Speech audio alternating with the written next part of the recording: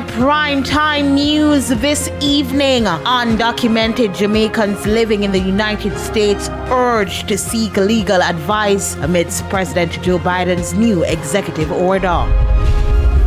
Ventilator saga deepens as opposition launches fresh claims. And a policeman on interdiction killed.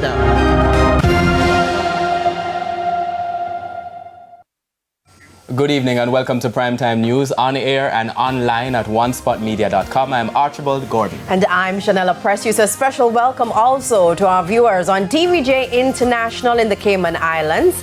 And coming up with, here with a preview of what's coming business news, here's Andrea Chisholm. Well, Janella, if you talk to people on a daily basis, you may hear this concern. Housing prices are too expensive. Well, the Prime Minister is urging developers to do more to make housing more affordable. And what will the government be doing? The answer to that and more later in the business day. Thank you, Andrea. And it's athletics. It's athletics, right?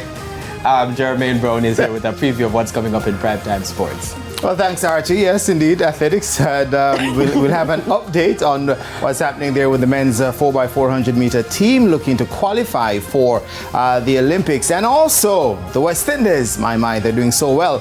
And they have their first match in the Super 8 stage against England this evening. We'll tell you more a bit later on. I think this is a war of words.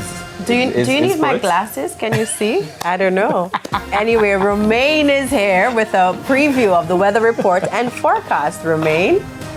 Thanks, Janella. Cloudy conditions are still persisting across the area for today as well as for tomorrow and Friday. We still have some thunderstorms in the forecast, but drier conditions are expected as we start the weekend.